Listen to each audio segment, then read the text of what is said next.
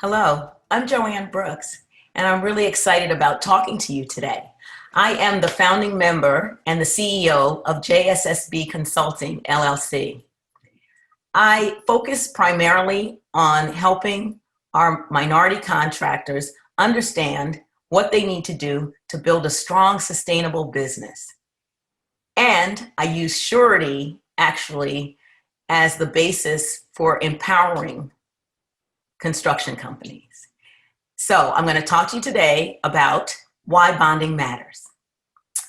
Plan your work and work your plan. So you may be wondering, what is surety and what are surety bonds? Surety bonds are a three-party relationship where the surety guarantees that the contractor will perform its work. If the contractor doesn't perform its work, the surety will step in and perform the work on behalf of the contractor. Three-party relationship, there's the contractor, there's the owner or general contractor, and the surety. In law school, they used to tell me it's a tripartite relationship. So that just means three-party. In case you want to impress someone, you can use those words. When I teach my classes, I always tell my students to follow the path. And here you'll see, the first thing I always say is, this is a marathon and not a sprint. It's not where you start, it's where you finish. I also explain that your attitude determines your altitude, and I want them to stop making excuses. I want them to create clearly defined goals. Why are you doing this? Why are you involved in the construction industry? Why did you start your business? And then it's very key to focus and to stop getting distracted by things that simply don't matter. We get so caught up in what is going on with everything else, sometimes we fail to focus on what it is we really need to be focusing on. Those things that are going to build your business. You got to invest in building your business. And that should be your focus. It's very key to surround yourself with folks who are smarter than you. You should be continuously learning and improving. And finally, you need to get your paperwork in. If you don't provide the documentation, there's no way you can succeed. So I need you to do what you say you're going to do. And then bonding is going to become something that's really important to you. So let's get into bonding.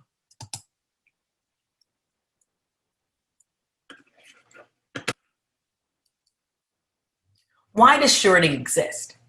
I always start in the Bible. In Proverbs 11:15, it says, "He who is a surety for a stranger will surely smart." So I say God ordained the underwriting process. But let's go back in history. In 1894, there was a congressional bill put forward called the Hurd Act. And under the Hurd Act, all contracts with the federal government had to be bonded. Well, that same law was converted into the Miller Act in 1935.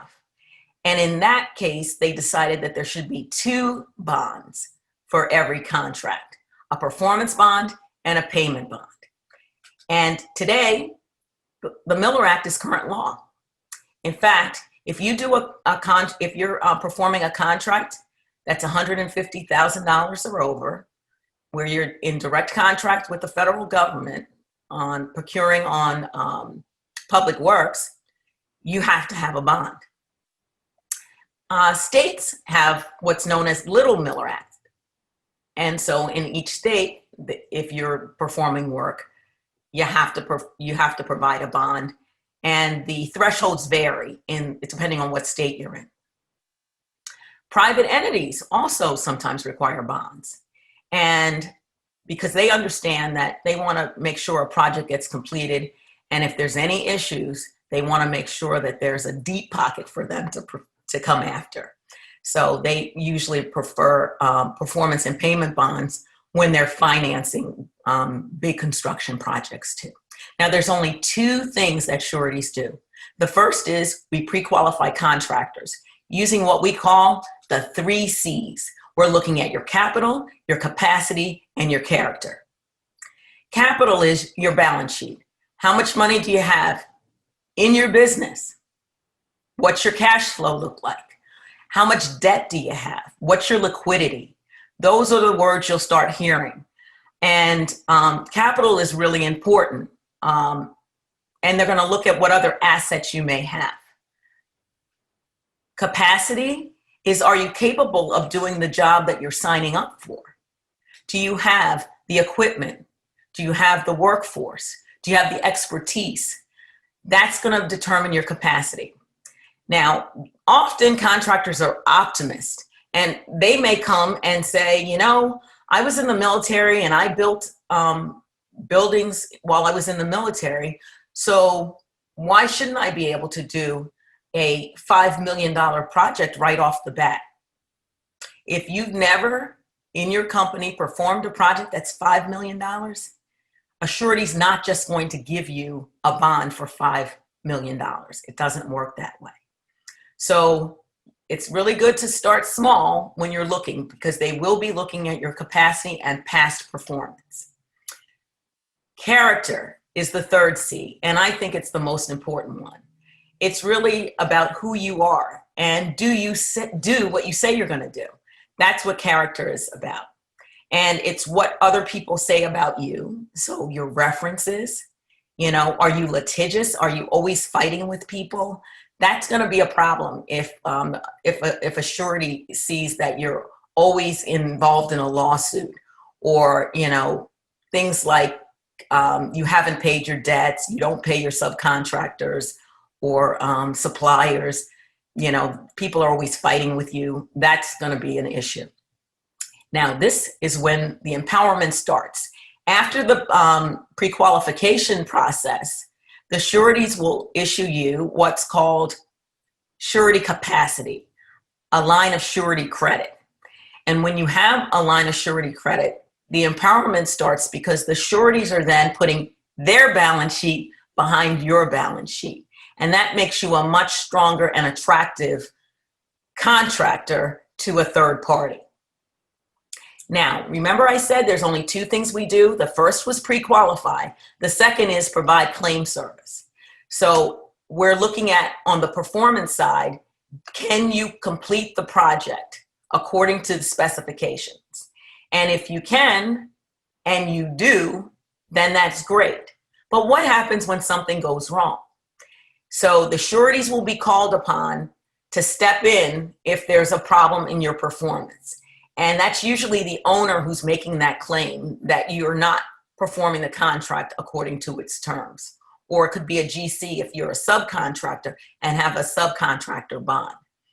The purpose of the performance bond is to protect taxpayer dollars and owner dollars, and also make sure that the contract is performed according to its specifications.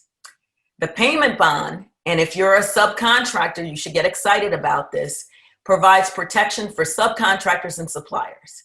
And so if you're performing at a lower tier and you do everything that you're supposed to, and you document that you successfully completed your portion of the contract, and it's a bonded contract, you can make a claim directly to the surety for your money. And typically in the past, there was a problem, because if somebody had a contract, if the GC had a contract with the owner and the GC doesn't pay you, you could not sue the owner because you're not in privy of contract. So there's no direct right of action to an owner. So now there's a direct right of action to the surety, and that's what bonding provides. So let's look some more. What I want you to know is that construction is a very, very risky business.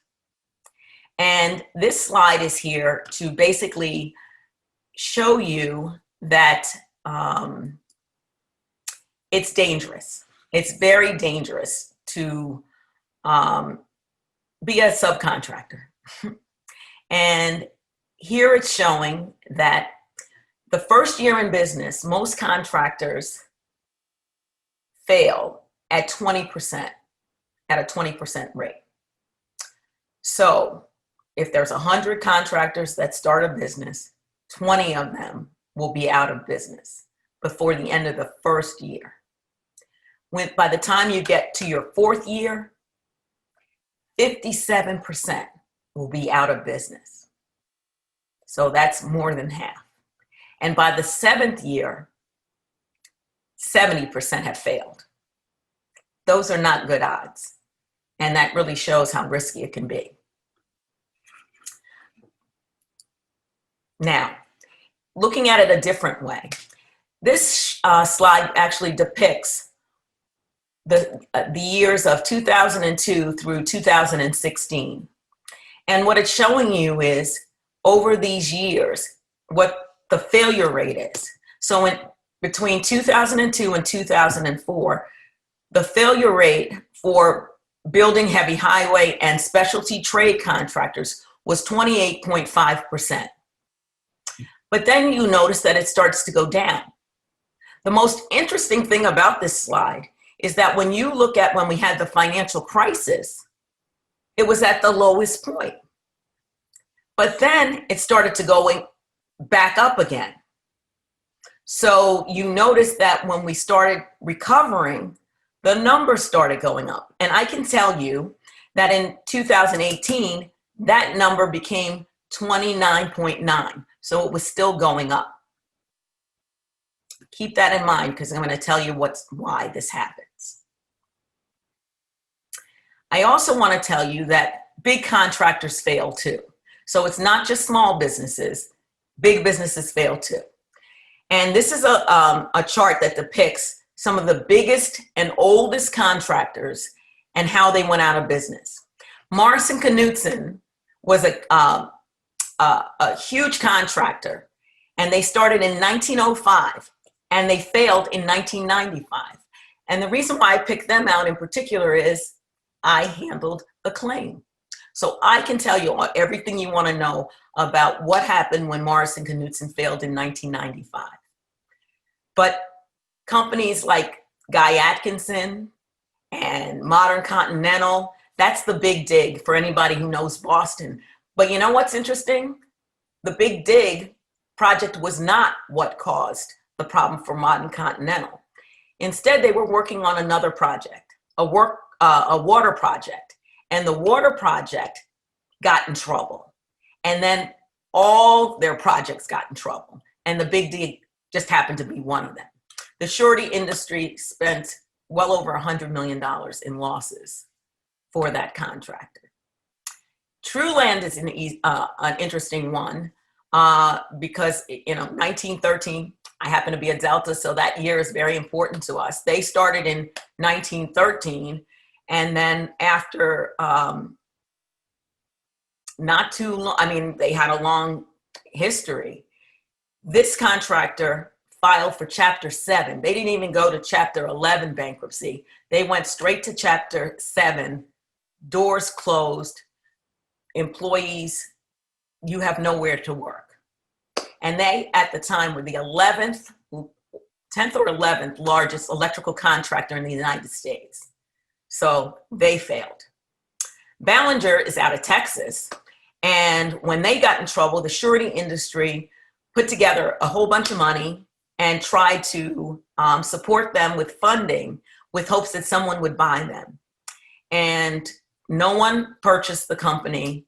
They went into completely defaulted on their contracts, and the surety industry paid over $100 million in losses there. And then the final one I want to talk about is Thor, because Thor is a Black contractor. And we're going to get into Thor soon. But what I really want you to know is the number one reason that contractors fail is uncontrolled growth, taking on too much work. So let's look at some facts. I'm sure all of you know Black Enterprise magazine, and you often look forward to seeing your company listed in this in the magazine when they do their top 100 businesses. So here we are. Thor, this is a timeline for Thor, okay? So back in 2016, Thor was ranked number 21 with $150 million in revenue. In 2017, they were ranked 26. So they went down, but this is construction, and that makes sense. Sometimes that happens. And they had 137 million in revenue, which is a really nice number to have. But look what happened between 17 and 18, they jumped to be ranked number 11. Now, if you look back in 17, they had 158 employees. In 2018, they had 175 employees. But look at this revenue, 367.9 million in revenue. They were the number one growth leader with 163.5% growth. And then in 19, their DOA, dead on arrival, they filed for bankruptcy in 2019. Now, here's what happens. There's a bunch of articles about it. Thor Construction will shut down as lawsuits pile up. They fail to pay their subcontractors. Trouble continues to mount. Then Thor shutting down in the wake of lawsuits. The majority of their subcontractors were minority subcontractors, because minority businesses tend to hire more minorities. But you know what also happened? The subcontractors go out of business because the majority of Thor's work was not bonded. And so when Thor leaves, minority subcontractors who work for Thor didn't get paid. And without those funds, they're out of business as well. So let's see, next slide here. So let's talk about surety as part of the solution. Oh goodness, I'm going the wrong way. Surety as part of the solution. Surety is part of the solution. This is when I get to tell my favorite story, but it's kind of melancholy for me right now because, well, you'll understand when I tell the story. So one day I went to a charitable event, and one of the things that you could bid on in the silent auction was to have lunch with Elijah Cummings, who is my congressman. And I was just so thrilled to be able to purchase lunch with Elijah Cummings.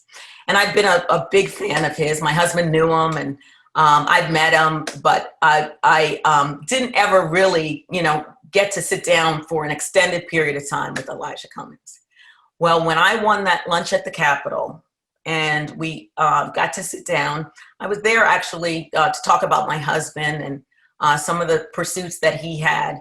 And after discussing my husband, Elijah turns to me and he says, "So Joanne, what do you do?" And I have to tell you that in the surety industry, I began to learn. I worked for the Association of Surety. And there I learned that minority contractors don't see bonding the way I see bonding. And in fact, I've heard things like bonding is a necessary evil. And what keeps people from winning work is that the sureties are keeping them from winning work and things like that. So when Elijah turned to me to talk about minority contractors and bonding, I was a little bit hesitant. And I have to say, I didn't speak with a great deal of confidence when he said, "So Joanne, what do you do?" So I said, I'm in the surety industry. But you know what happened? Elijah's like, "We need you there." And then he starts talking about the importance of surety to me.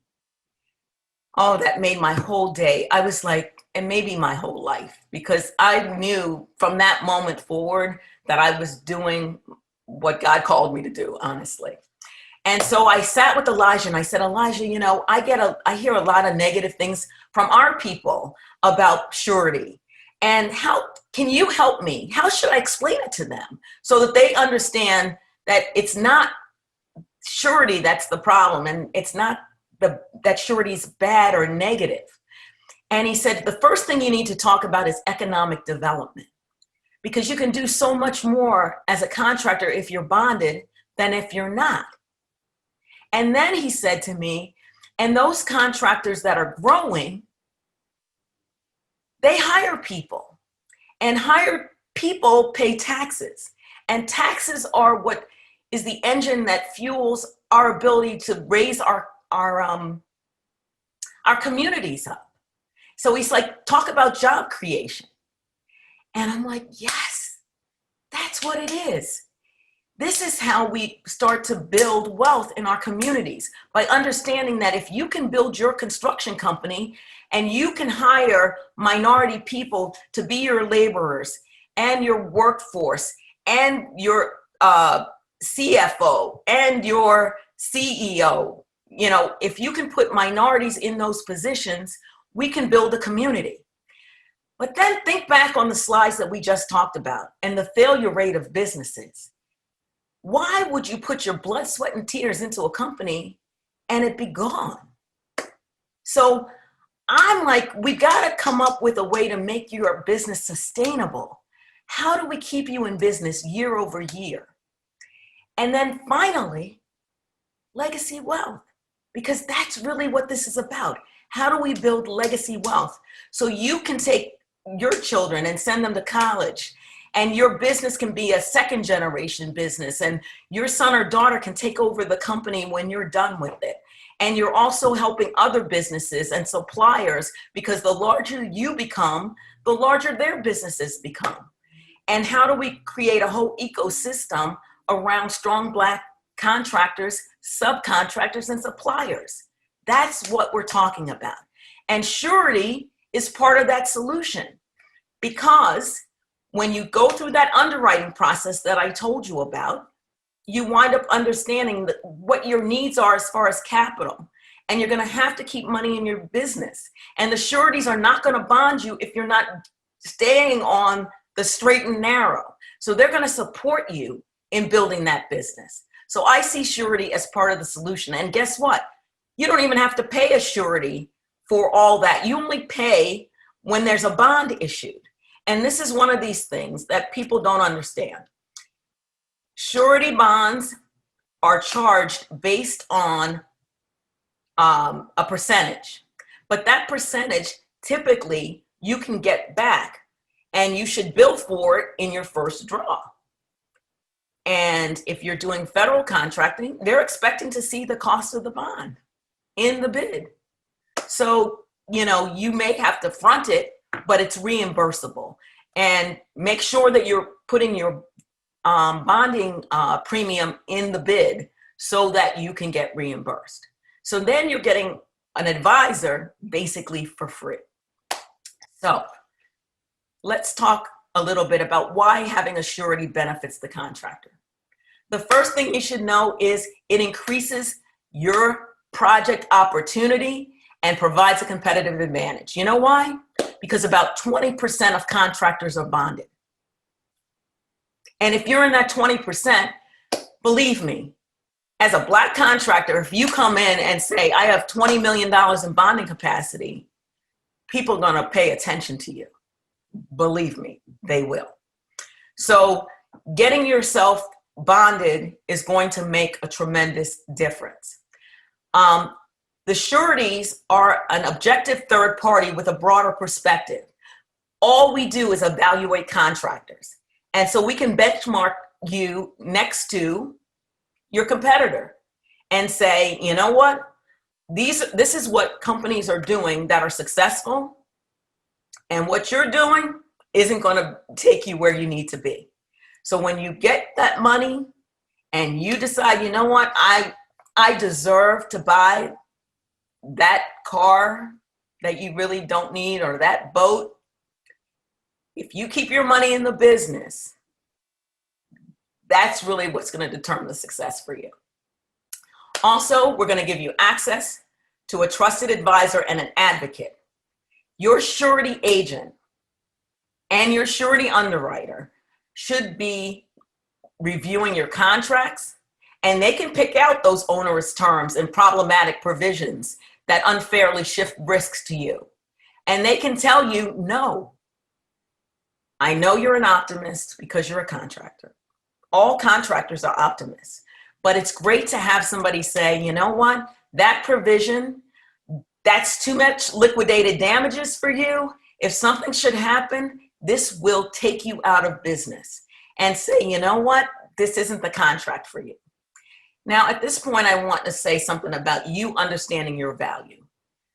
First of all, there are a lot of certified contractors, but certification doesn't equal qualification.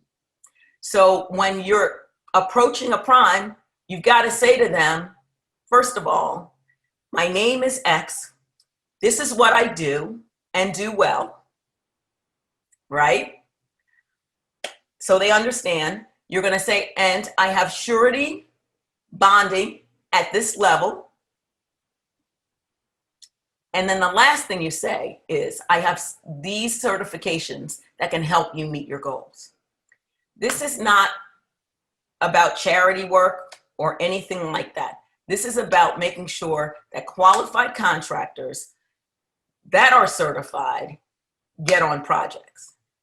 Because there are a lot of certified contractors that haven't put in the work to build their business. And we all know that people say, oh, you know, there's one mistake for us. Other people can have, well, we know many people can do many things and get away with it. And it just takes one mistake by a minority contractor. And then it's sort of like, well, I'm never using minority contractors again. So we don't want that to happen.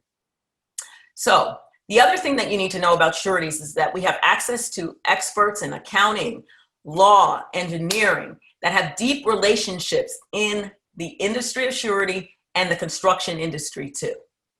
So they're there to advocate for you.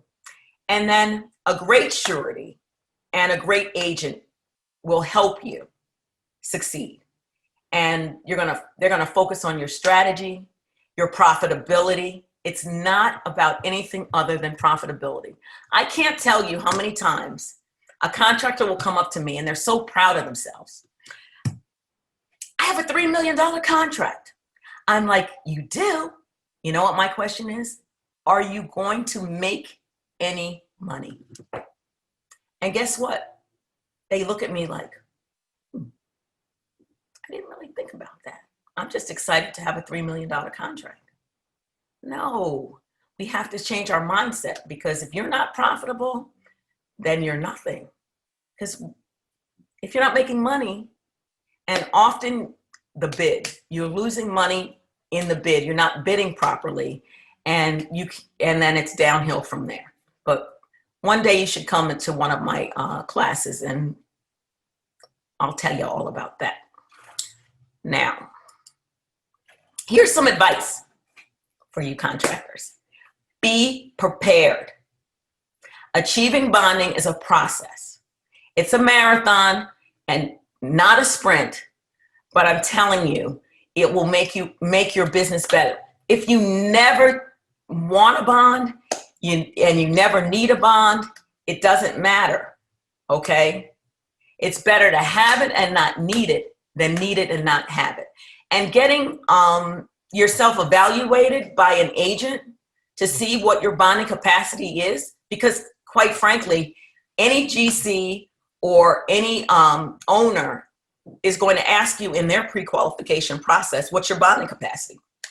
Even if they're not going to bond, because they understand that bonding means something. So get yourself assessed. Nothing beats a failure but a try. We're here to help you. Let us help you be stronger and sustainable. Let's build those legacy businesses. And I also, before closing tonight, I want to say, let's talk about the fact that there are some predatory practices in the surety world. And people come desperate to get a bond. And I just want you to be careful, because there are a lot of people out here that will get you a bond, and that can be the worst possible thing that happens to you in your life. and you can lose your business if you get into trouble. So I really want you to understand how important it is to have a trusted advisor. If you're looking for someone to help you out in that regard, I know agents all over the country. Here's my information. And I'm just gonna wish you I wanna say good luck, but may God bless you in your pursuit. And I'm looking to see and find contractors who are really serious about growing their businesses and would be thrilled to help. So God bless you, and take good care.